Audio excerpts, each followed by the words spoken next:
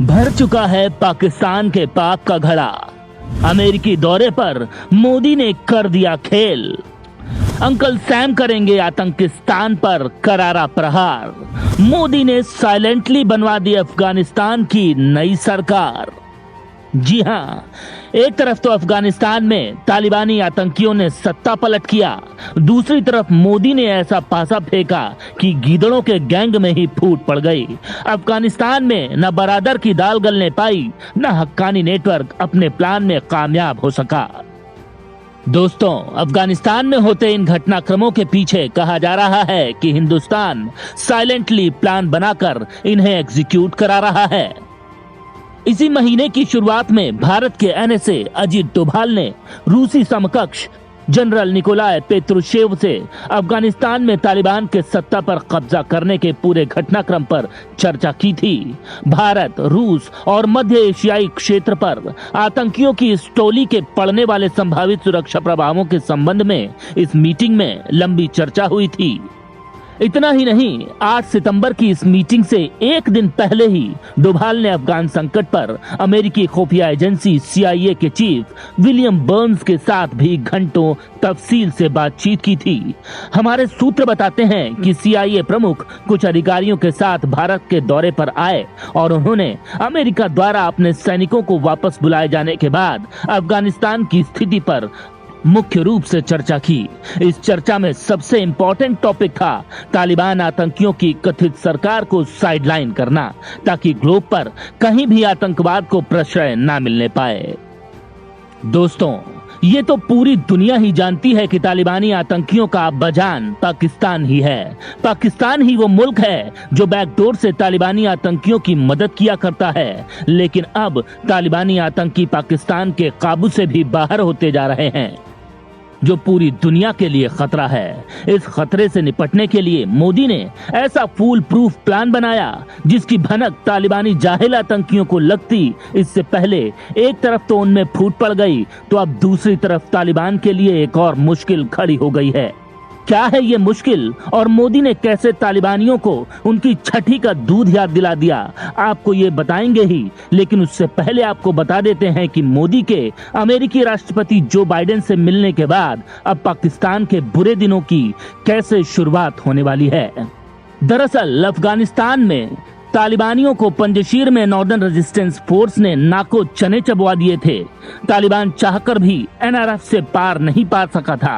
कहा जा रहा है कि इसी दौरान पाकिस्तान ने चुपके से अपनी आर्मी को तालिबानी आतंकियों की मदद करने के लिए पंजशीर में उतार दिया था और अमेरिका इसे संजीदगी से ले रहा है। लिहाजा पंजशीर पर हुए हमले में पाकिस्तान की भूमिका की जांच को लेकर अमेरिकी संसद में एक विधेयक पेश किया गया है। इस विधेयक को अमेरिकी संसद के 22 सेनेटर्स ने पेश किया है। विधेयक में अफगानिस्तान में तालिबान और उसको समर्थन करने वाले सभी विदेशी सरकारों पर प्रतिबंध लगाने की मांग भी की गई है।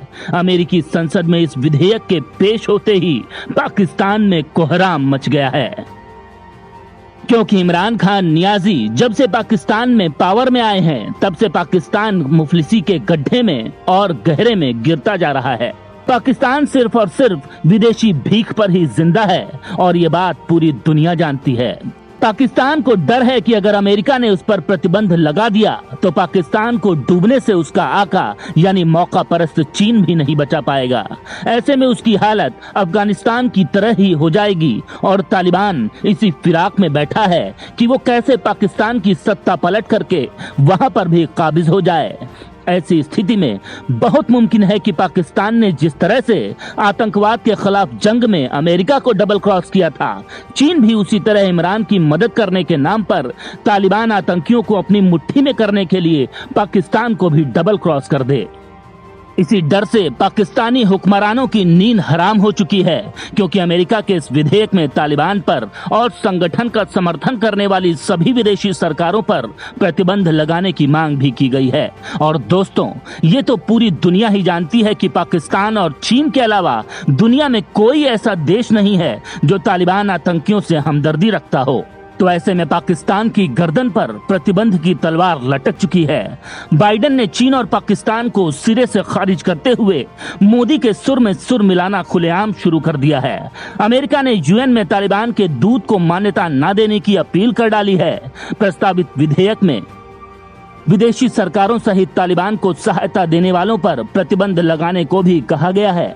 विधेयक में यह भी कहा गया है कि अमेरिका को तालिबान के किसी भी सदस्य को संयुक्त राज्य अमेरिका में अफगानिस्तान के राजदूत या संयुक्त राष्ट्र में अफगानिस्तान के राजदूत के रूप में मान्यता नहीं देनी चाहिए। यह भी मांग की गई है कि अफगानिस्तान को केवल मानवीय विदेशी सहायता को छोड़कर बाकी सभी तरह की मदद पर प्रतिबंध नहीं, तुरंत प्रतिबंध लगाना चाहिए। अमेरिकी विधेयक आने के बाद से पाकिस्तान में कोहराम मचा हुआ है। इमरान खान नियाजी सरकार में मानवाधिकार मंत्री शिरीन मजारी को अंदर तक मिर्ची लग गई है, जिसके बाद उसने अमेरिका पर ही तोहमत मढ़ दी और कहा है कि पाकिस्तान को एक बार फिर से आतंकवाद के खिलाफ युद्ध में अमेरिका का सहयोगी होने के लिए भारी कीमत चुकानी होगी। उन्होंने आरोप लगाया कि आर्थिक और सैन्य रूप से शक्तिशाली अमेरिका और नाटो ने बिना किसी स्थिर शासन के अफगानिस्तान को अराजकता में छोड़ दिया। पाकिस्तान ने अमेरिका पर यह भी तोहमत मढ़ दी कि इस विफलता के लिए पाकिस्तान को अब बलि का बकरा बनाया जा रहा है। तो दोस्तों, पाकिस्तान पर तो मोदी और बाइडेन की मुलाकात के बाद प्रतिबंध लगना तय ही है। आपसे हमने वादा किया था कि आपको बताएंगे कि आखिर कैसे एक तरफ तो तालिबान और पाकिस्तान को मोदी की एक चाल ने मात दे ही दी, तो दूसरी तरफ अफगानिस्तान में कथित तालिबानी सरकार की टक्कर में निर्वासित सरकार बनवा दी। तालिबान के पैरेलल सरकार बनाई है यहाँ के पूर्व उपराष्ट्रपति अमरुल्लाह सालेह ने। अफगानिस्तान पर तालिबान के कब्जे के बाद अब यहाँ के पूर्व उपराष्ट्रपति अमरुल्लाह सालेह ने निर्वासित सरकार का गठन कर दिया है।